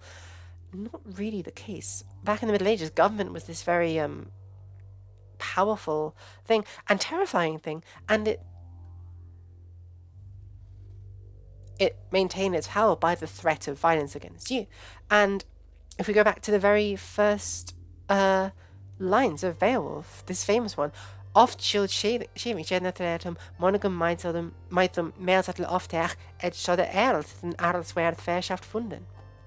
Shield shaving, with the threat of murders, took away the mead seats from many people. He terrified the earls. And look at this one as well, edge-sodder. It's really good. This same word, edge, a boundary, creates a boundary with the other earls through fear, through power. The sword as well is functioning as creating boundaries through fear. So that's really interesting as just a thing to bear in mind. These are the kinds of associations that they're bringing into play when they see the word edge and its sword. And in this case, edge hitter, sword hatred, and oh goodness, yes, Andy C, you make a great point. My video is obscuring the bottom of the vocab list. I'm stupid. I should have thought about that. I will move my video to the other side. I hope that's better now. That was really dumb of me, guys. I'm so sorry.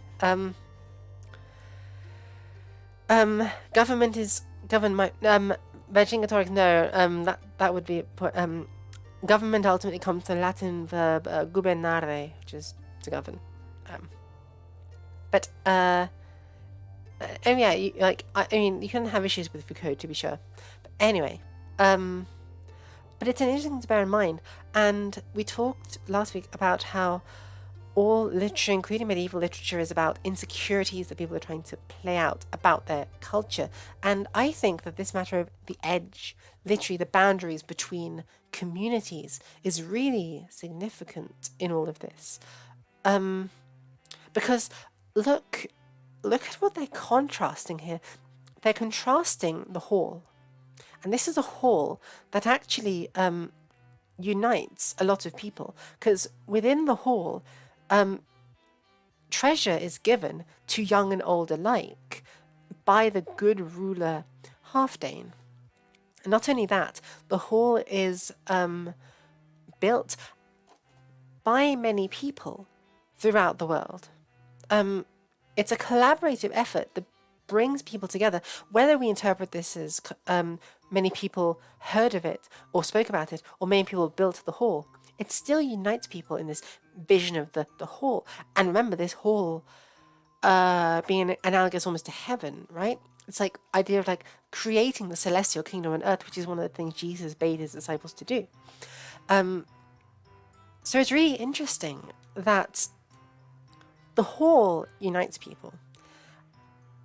But what the hall is awaiting, the hall knows that this is going to come and it's fearful of it, is the edge hate, the boundary hatred, causing division by separating through the power of killing with by the hand of a sword. That is what threatens not only the hall, but because it's threatening the hall, it's threatening that unity between young and old, between the various different peoples who built the hall. And the fact that as soon as it's built, this hall already awaits that stuff. It knows it's going to happen.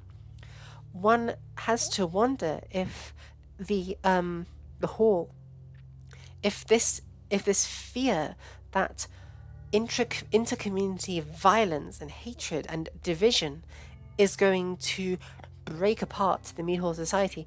Maybe this is something that the Anglo-Saxons were just perennially worried about, like always worried that the hall, this beautiful, massive building that unites people of different kinds of backgrounds, it's inherently going to be threatened at some point. A boundary is going to become which separates the community with the power of dealing out death to people. Anyway, I went off again. I am very, very sorry. all of you guys for ramping up like this.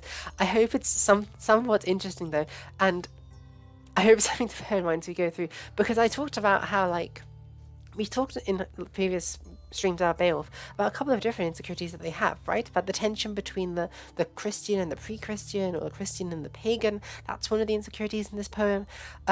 Insecurity about toxic masculinity, insecurities about what happens to the people who you exile from society. And this is another one. And it's not that, like, any of these insecurities, I think the insecurity that's most important is kind of this one, is like whether the mead hall society can last. The mead hall society led and supported only by strong, manly warrior men, whether that society can last. That is definitely a real insecurity that underpins, I think it underpins all of Beowulf. But there are some other smaller insecurities that at various points are more or less prevalent, like the role of women in keeping that society together as peace weavers. Really, really fascinating stuff. So let us just finish these lines. So it was not long yet that the edge heat should awake after the deadly hate, to be awakened by oaths. So actually, a bit like how in World War One, the fact that different countries had vows and agreements to protect each other meant that when one went to war, they all had to go to war, and it became a huge thing. There is this fear in Beowulf also. What they're saying is that the heat would, the boundary hates for, like, this violence that creates division between communities. And by the way, violence that creates division between communities is an accurate way to translate edgehate, but it's one of those words that we cannot translate with a easy phrase in modern English. It's too complicated. This is why we need to look at the original and read Beowulf in the original, because there's so much going on here. So this edge heat, which is expected by the hall, is going to awake because of oaths that it's been sworn by.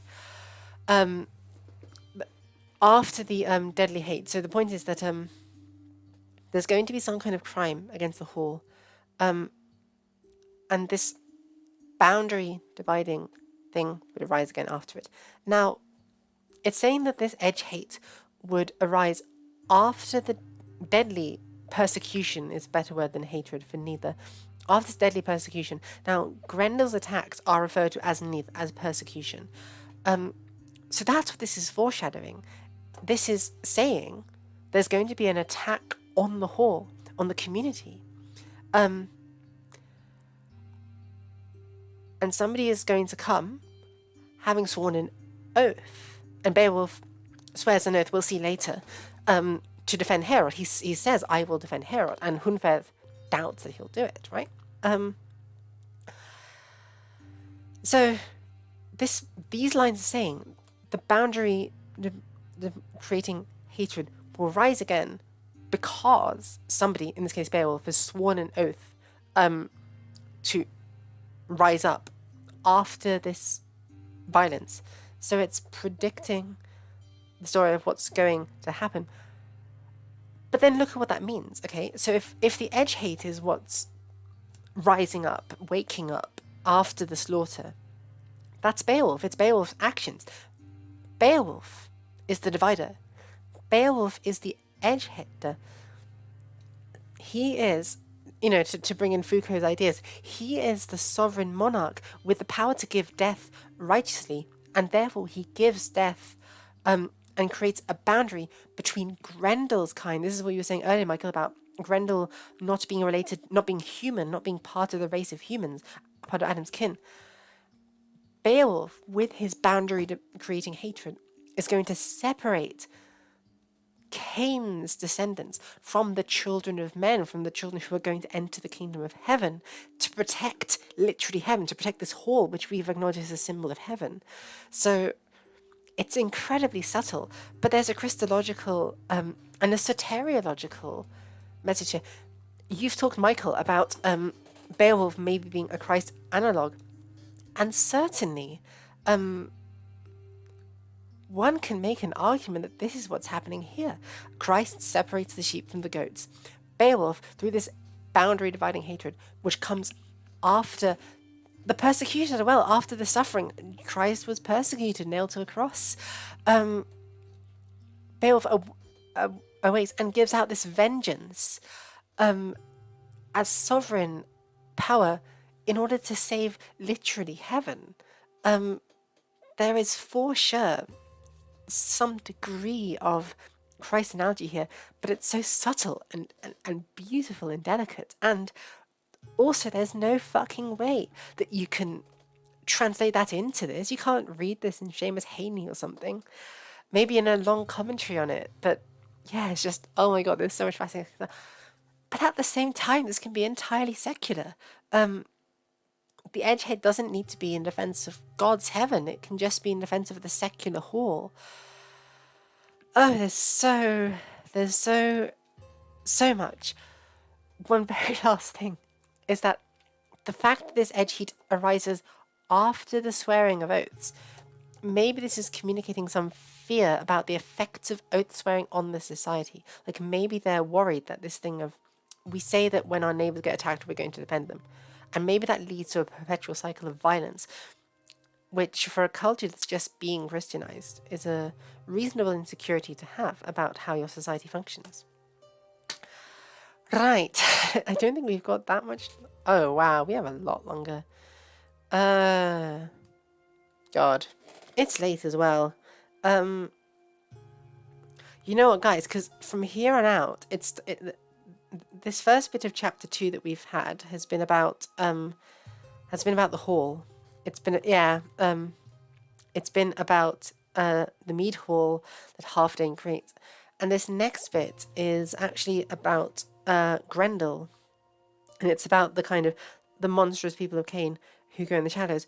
And actually, interestingly enough, they talk here about how this boundary dividing hatred is going to come up. And then almost like this is some kind of boundary in the poem, they suddenly change track and they start talking about,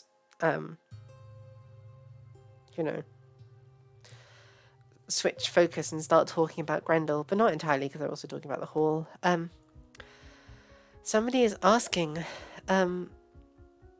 weren't kings trying to centralize power and undermine feuding at this time? LS, yes, they were, but they basically weren't able to because you didn't so much have centralized powerful kings in that time in the way that we have now. I'm trying to see if I have my copy of the Anglo-Saxon Chronicles somewhere. I could take it out and read. Yes, I have it. Here we are. Lovely. This is my copy of the Parker Chronicle. It is look how pretty and like, I don't know how well it's going to show on the camera, but look how like yellow the pages are. It's really old. This is like 70 something years old. I love it. So the Parker Chronicle, and also Bede. So Bede describes many kings who are called subregulus, which is like we translate it nowadays as petty kings, like small kings, basically subregulus.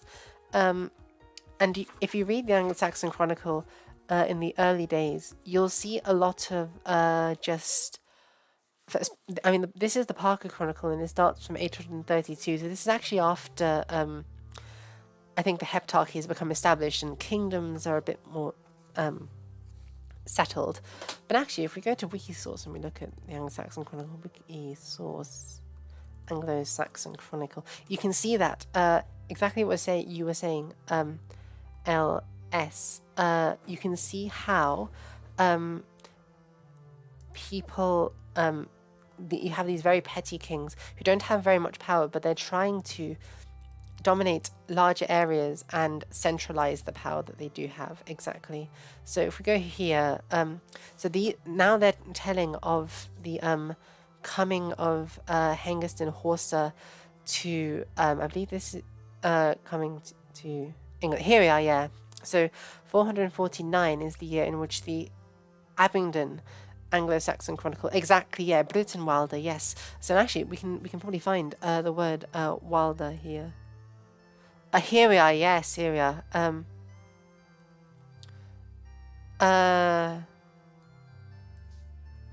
Wild. Let's see. Oops. Kinderwild, Earthwild, Oswald. Interesting. Let's just see if I can find one. See this. Oh, here we are. Wait, hold on. Well, okay. So this thing is for the year 872, and it says that Edgebert was the 8th king who was a Bretwalder, a wide ruler. Oh, is this my own vocabulary or is it from a book? So this is mine, but I basically take my vocabulary from the electronic Beowulf, which is a really great resource that you can have online. And I'll drop the link in chat really quickly. So the electronic Beowulf, there we go. The electronic Beowulf, The electronic Beowulf is an amazing resource. It'll show you the manuscript side by side. It shows you the text there, and you have lots of different options. So if you tick these, and this is what I always do when I'm preparing this. If I don't know a word, I take a definition and grammar, and what this will do is it will give me all the information that I need to put the colours in. So and to make my little gloss the way that I do, and it gives me the meaning. So I write out that meaning in the vocabulary. So I get my meaning from that. But for your guys' purposes, if you find it hard, one thing you can also do, you can get a translation. So who the Athelingas Ellen Flemedon, how those heroes did deeds of daring. I think it's the Seamus Heaney translation that they use. You can also have a thing that shows you how the meter is working, so you can recite it better. There are so many useful things. It's a really, really amazing resource, the electronic Beowulf. I highly recommend you guys make use of that. Wasn't there an Edgebert in the Vikings TV show? Yes, there was. And honestly, he was the best character. Dude, that whole show, right? It was an amazing love triangle between Ragnar, Athelstan, and Egbert, and yeah, it was just absolutely beautiful. God damn it! Why don't we have the Abingdon Chronicle, the Worcester Chronicle? For fuck's sake. But anyway, let's find that. Here we are. Right. Oh wait, hold on. Hold on a minute. Anglo-Saxon Chronicle. Anglo-Saxon Chronicle. Anglo-Saxon text. Let's see if we can find that. Oh, here we are. Is this it? Oh my god. Hold on. Fucking hell. Fuck off with the translation. I want the original. God damn it. Rage. Who on earth wants to read an English translation of Old English? Disgusting. All to produce Alfred the Great. Yeah, exactly. Let's see, the Winchester or Parker Chronicle. Maybe that would be better. Oh, maybe this will... Yes, I think this will be it. Okay, so Brett Wilder. Ah, nice. I think we're here. Oh, okay, nice. Yes! Wait, no, that's... Well, that's Edgebert again. Let's type in Wilder and see. Oh, it's so interesting. Well, anyway, okay, so this entry, which is apparently for the year 829, says Her Mona at Dristade on Middelwinter's Massenicht on the Ilchinjare Erde Edgebricht Kunning Milchinarvitje on all that base on Humbra was Und hij was de echte koning.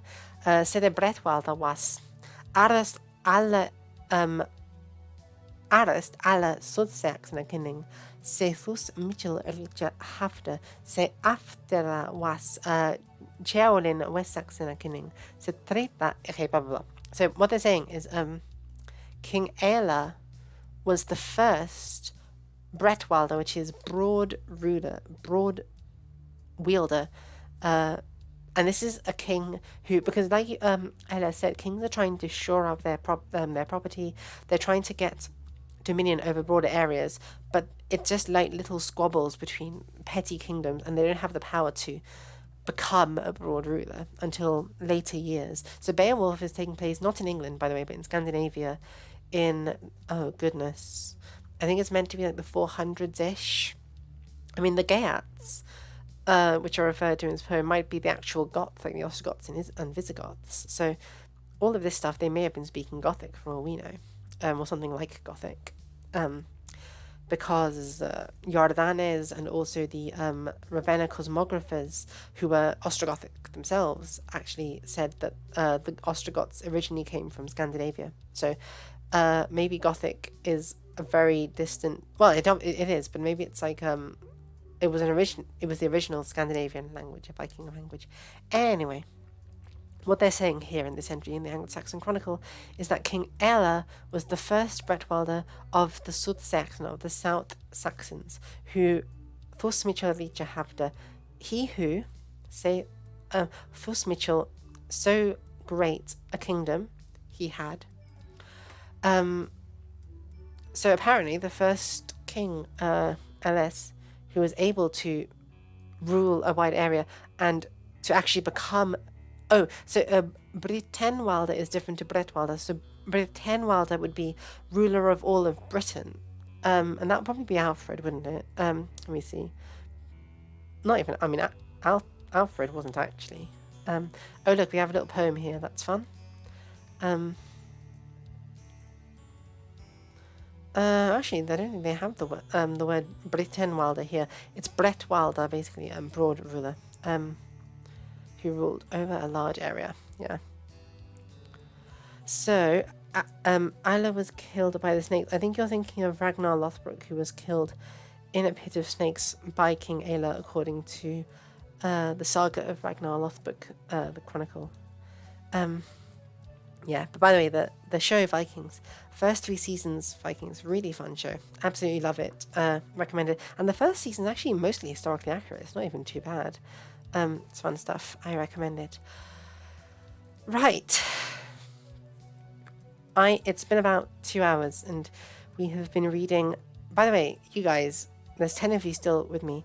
Thank you so much for sticking with me and listening to me ramble incoherently on about Beowulf and Latin poetry and all of this shit. I hope I've given you a couple of interesting things that you've learned from the poem. Like stuff about for the Anglo-Saxons, heaven being like a roof, being like a hall. Maybe stuff about swords creating boundaries between people, and that symbolism being really important for the Anglo-Saxons. Just so that these are things that you can bear in mind when you go through and you read more in the poem. Like when Beowulf finds the swords, like Hrunting and stuff. What does that mean, that he finds the power to make boundaries? And then he literally cuts off a head, Really, really fascinating stuff. Thank you, Michael. It's been great to your participation, Michael. It's been great as well. I really appreciate, participating and making the effort. It's really very much appreciated. Does anyone have any last questions I meant to ask about Beowulf, about the stuff we've been talking about thus far? Because I know I ramble on a bit, and a lot of it's I worry that it's too highfalutin and it goes over people's heads. So if anyone has any questions to clarify things, I'm happy to answer them as best I can.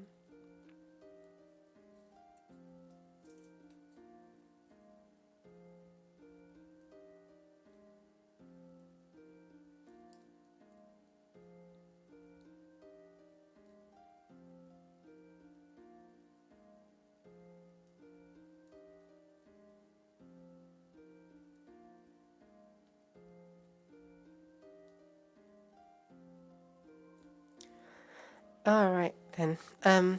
Cool. Well, with that being... Oh, is there an Anglo-Saxon dictionary? Yes, there is. There's a few. So, where is my one? I have a copy somewhere. How weird. Have I lost it? Well, I won't have lost it. It'll be in my room somewhere. Bosworth and Toller is a very well... Ah, here it is. Bosworth and Toller is a very well-known Anglo-Saxon dictionary. I also have this one, J.R. Clark Hall, a concise Anglo-Saxon dictionary. How much did this supposedly originally cost? I don't know. I don't think it has a price tag on it. I got this in a charity bookstore for £5. Like Simon said in our video yesterday, books are cheap and you can get them in charity stores very easily. So fill your house with books if you are the possession collecting type. Oh goodness, we have some questions. So, am I doing more lessons? Andy, yes. We're going to be doing this. We're going to be reading and talking through Beowulf. Literally, like hopefully, when I go back to work, I may get busy again and not be able to. But I'll try to do at least once a week. Maybe on a different day than a Thursday. But we're going to be doing. We're going to be reading and translating Beowulf together, like we've been doing here, every week. Thursdays at noon. From noon until I get too tired to carry on. Am I right? So there's that. And also, Andy, all of the previous sessions. So we did chapter 1 last week. That's all been recorded. It's in a playlist on my channel. If you go to the playlist on the channel and you look at the Beowulf readings, it'll be in that playlist. Or if you click on the video Cups and Toxic Masculinity in Beowulf, that'll link you, I think, as well to the playlist where I have them. And yes, someone's bringing up in Old Norse Brian Borrows mentioned how Jackson Crawford spoke to Simon Roper in Old Norse and Old English. And this is a really cool video. I'll show the first minute of it. And I hope they don't mind. I know, well, I've spoken to Simon Roper, actually, because he's in the Old English Society. I haven't spoken to Jackson Crawford. If either of them are watching in a weird spin of events and they take umbrage with my having shown the video in this, I'm very sorry. I didn't mean it to take offence, and I'll clip this out of the stream if you don't want me to include it. But I did want to show it to you guys, it's really interesting. So this is, so basically this video is going to be what it would have been for the Vikings and the Anglo-Saxons to communicate at the time.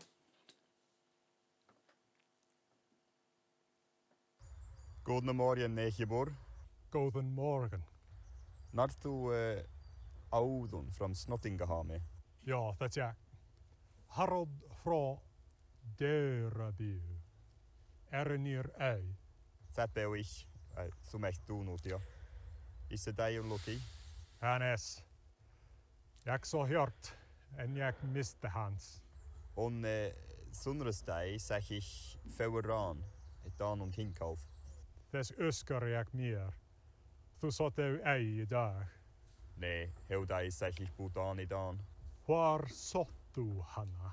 On sam stadabit am forde. Hannes väl alltid jorvik. Hersted nu on där spittet as fraun. Tattes Arla. Jag söker fram. Det grater bara som full upp i där brygge. Baras. Berar. Vad är berar? Grat brisli där. Överas? Jovrar. Ja, du säkert satt. Goda weather idag. Granne? Ja, inte. On good weather. Good weather. Och tryggvar. Orvar. Cool. So that is what a conversation between a Viking and an Anglo-Saxon would have been like. And as you can see, it's quite intelligible. It's quite easy to understand each other. And we know from the fact that there are many Old Norse words in English for really common things like sky and egg and such, and the pronoun they, that they must have been in very close contact, the two languages, and they would have been intelligible to each other. Jackson Crawford has a good video on this as well, talking about English and Old Norse, which I recommend you look up and watch. We have a couple of other questions. Somebody asked, what are the biggest pagan elements in Beowulf? So I would say the biggest pagan elements are... We actually did it last week. It's this one. Yeah. So it's this stuff. Aleiron dda leofna theodon berga Britain on bearam shippers marna bemaster. They led then the beloved king, the dispenser of rings, into the embrace of the ship. The great man, they laid him by the mast. And then they talk about how they fill his ship with treasures like at Sutton Hoo, etc. This is very pagan stuff. And we talked about in last week how Flores Acht, it echoes this construction earlier on Freyan Wara. So you might notice we have red, green, and red, and then we have red, green, and red. On Flores Acht means into the possession of the sea, into the dominion of the sea. And this one is into the dominion of the Lord. So this is the heavenly Lord, but it might have originally referred to a literal pagan deity. So I think this is making some statement that the dominion of the sea is like the realm of God. It's almost like Valhalla for the Anglo-Saxons. So this bit of the poem, it's not explicitly pagan, but it's really pagan. Like, this is not how you bury a Christian at all. You bury a Christian with just a knife, plain clothes, and they're facing eastwards towards Jerusalem because they're waiting to be resurrected. You absolutely do not send them out to be buried and die at sea, because literally in hagiography, so in medieval saints' life, that's how pagans die. That's how pagan emperors die, and they get swallowed by the sea beasts. One of my favorite Old English texts is this book here called The Old English Martyrology, and part of the reason it's fun, and actually, if anyone, if people would be interested in shorter but also easier Old English lessons, this might be a good text to work from, because actually the texts, I don't know how well you'll be able to see, but the texts in the Old English Martyrology are quite short. They're like tiny little blurbs about what each saint was and who they did. And they're really easy to understand. So this one, for instance, on fam nigodan monthe on yarda bit friti daga. Se monath hata on leden in septembris, on urde theoda hali monath, for then the urde ildran, thada he hadana waron, on the monte he gulon hirda delfogeldum. So that means on the 9th month of the year, there are 30 days. This is referring to September. This month is called Septembris in Latin, and in our language it's called Holy Month, because our elders, back when they were pagan or heathen, in that month, these ancestors sacrificed to their... Deilforgeldum is pagan sacrifices, basically. Really exciting stuff. And it's much easier because it's prose than Beowulf. So if people would like a video or two or a stream where we can read it together, it might be easy for you guys. I don't know. Anyway, what was I even saying about that? Oh, yes. In that book, The Old English Martyrology, pagans die or pagan emperors die sometimes by going out to sea and being devoured by sea beasts. At least one pagan emperor dies that way. And this is how not only Shield Shaving dies. He dies a pagan death. Beowulf's father. Beowulf himself. Sorry, I don't know. I can't remember if Shield Shaving is Beowulf's father. I think I've got that wrong. But anyway, Shield Shaving, this great leader of the Shieldings. He dies out at sea like a pagan warrior. Here we are, finally. So,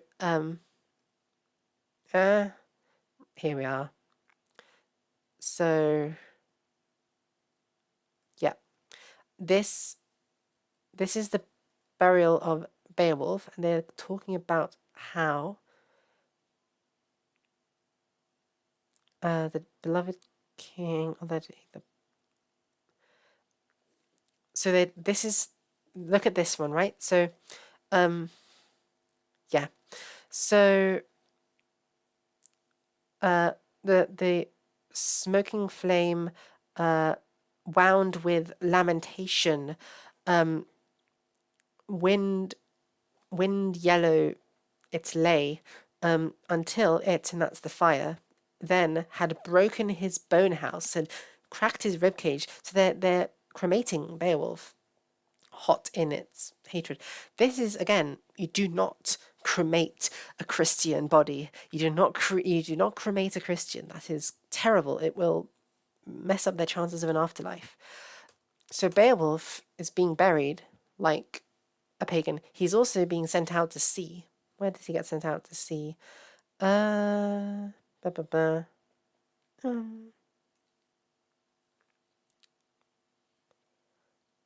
Yes, here we are. I think this is it.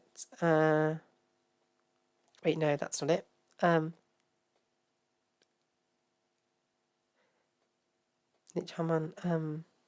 on that. I think it's maybe earlier that they say that they definitely bury Beowulf in a boat out at sea, because he asks for it. So sorry, that was a stupidly long answer, Ellis, to say that's one of the most pagan elements is the way that Beowulf and Shield Shaving are buried. Yeah, bonehouse is a really cool word. So other questions. Did the Vikings in the series understand the Anglo-Saxon language? They didn't. In the series, the TV series Vikings, they require a translator, which is not accurate. They wouldn't have needed a translator. But they do show some scenes speaking Old English. That's quite nice. Somebody is saying, LS asks, what is my best guess as to where, when, and by whom Beowulf was written? Oral tradition or single writer? So oral tradition, I think. Oral tradition, yeah, much more likely. But my honest answer is I don't really know. I don't know much about the scholarship of it. There are loads of conflicting theories. I have not read any of the scholarship on it. So your guess is as good as mine. If you have ideas, go for it. Yeah, sure, Michael. In that case, well, actually, you know what, Frank? Oh, I was going to. Well, okay. So let me load up and show you guys real quick something that I have. Sure. Cadman. Here we are. It's Cadman's story in Old English. This is easier. It's much easier. And I think I told you, Modi, if you're still in the chat, that I prepared this as a simpler version because Beowulf is really difficult. Like, it's probably the hardest Old English text to translate. It's super hard. This is a bit easier. It's still somewhat difficult.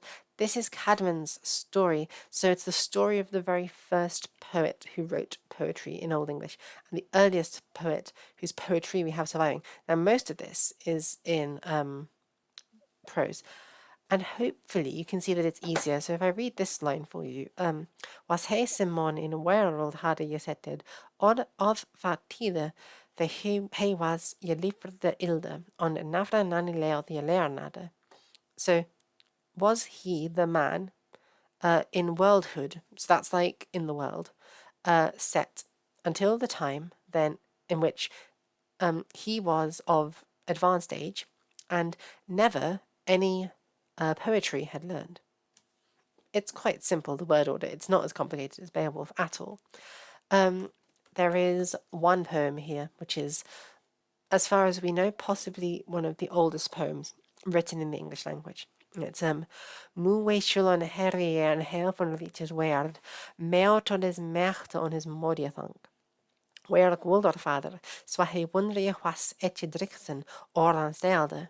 He arrest sheop earthen bernum help on to hroffe, had he shippen, van midden jaar monken is weird, etje drichten after het heerde, vieren voldan, freya almichty. So, oh, hey Modi. So that's the first poem. You guys can take a screenshot and translate it in your own time, but I hope you guys can recognize maybe some of the features that from Beowulf that we've done. So, like, look at these couplets. Etje drichten, hali shippen. Do we have an on here? Mechter on his modiathank. these kinds of constructions. They resonate throughout Old English poetry. LS, I could also do this, but the thing is, this is still a bit more difficult than the Old English martyrology, because it's Bede and it's a translation directly from Latin. It's a bit more complicated, whereas the Old English martyrology might have been originally written in Old English, and therefore it's a bit easier. So I might make a version of the Old English martyrology for you guys and do a small lesson on that if you guys would find it beneficial, because it might be easier than Beowulf. Anyway, jakich thank you there, Vertingatorix. When that fu godna day, have a. I hope you have a good day. It was interesting, and if it was a long-standing oral tradition, it would be interesting to see a pre-Christian version of Beowulf. Yeah, it's a good point, Ellis. We can't. I'm skeptical of people who are like, let's I guess unwind and like re-envision the story. We have the story that we have in Beowulf, and it's a story that's between the Christian and the pagan. That's interesting. We can enjoy how interesting that is. One last thing I will recommend: Tom Shippey, Beowulf. This is an extremely fun series of lectures done by Signum University with the renowned Tolkien scholar Tom Shippey, and he talks about how J.R.R. Tolkien translated Beowulf and also some of his own views on translating the poem. It's 3 lectures. They're really good to like listen to while you're doing some housework or something. I'll post it in chat. Absolutely brilliant stuff. And I learned a lot about Beowulf by listening to him talk about it. So if you guys want that, you can enjoy that. So with all that, thank you guys for your questions and your participation and translating and everything like that. It's been an awesome stream. I'm getting tired now. I am going to run. I hope you guys have an amazing day. I think I'm going to go actually to an art gallery after this and look at some nice, pretty, romantic paintings. So, yes, thank all of you so much once again. I hope you'll have an amazing week. I'm going to be streaming next on Sunday. On Sunday, I will be streaming the Gothic, learning Gothic with me through gaming, and I might do some Mist afterwards as well. Yes, LS. Tolkien used the Wanderer in his Rohan series. And in fact, very quickly, hang on. Wes, if I type in, Wes, like that, we actually have, you know, that whole Wes to Hrothgar Hall. We actually, that Tolkien just full on stole that. Like, it's not even subtle. It's just full on stolen from Beowulf. Oh goodness, hold on. Ich eum. What? Okay, hold on. Here we are. Wait, what? Here we are. Look at this. Glorious. I'll gloss it really quickly so that you guys can see what's going on. Was fu Hrothgar.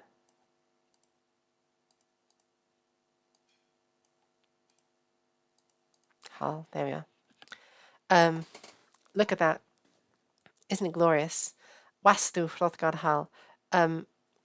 Westu Theoden Hall. And Theoden is just the Old English word for king, you know, so it's like, oh, and Westu Hall is like, be well, may you be well. So it's really cool. Oh yes, yes, exactly. Wharcom Martha, Wharcom Quam, etc. I have it. I can find it. Probably. The Wanderer. In her documentary, goodness, Treasures of the Anglo-Saxons, Janina Ramirez, who we absolutely, yes, this is it. Janina Ramirez, whom we absolutely stan, and also this is BBC documentary. I'm not claiming copyright. Blah blah blah blah blah. Gods of YouTube copyright. Please don't get me in trouble for showing this video. She, at this point of the video, she reads out the poem, and you can in the original Old English, because she actually did her PhD in Old English, like I'm doing. Dr. Janina Ramirez. Fucking love this woman. Like, oh, queen. We stan. We are here for her. Her documentaries are just amazing. Hers and Mary Beard's. Mwah. Robert Bartlett as well, just amazing. Anyway, at that part of the poem, sorry, that part of the documentary, she reads out the Wanderer in Old English. LS, I have a video on my channel. I'll track down a link for you. But if you go and you look in, it's in the playlists, because I have loads of videos that are actually just unlisted because not everyone's interested and I don't want to clog up the main channel. But like, so it's in a playlist and it's reading medieval English tutorials. The Wanderer is in there. Superlative. And what's the word? So we have the Wife's Lament and the Wanderer, and we analyze both of those poems and we read them and we look at some historical context for them. It's really fun stuff. It's good poems. You should go check them out. Right. Thank you guys. Thank you for saying I did well. I really appreciate it. And yes, once again, have a great day. Bye everyone. Bye.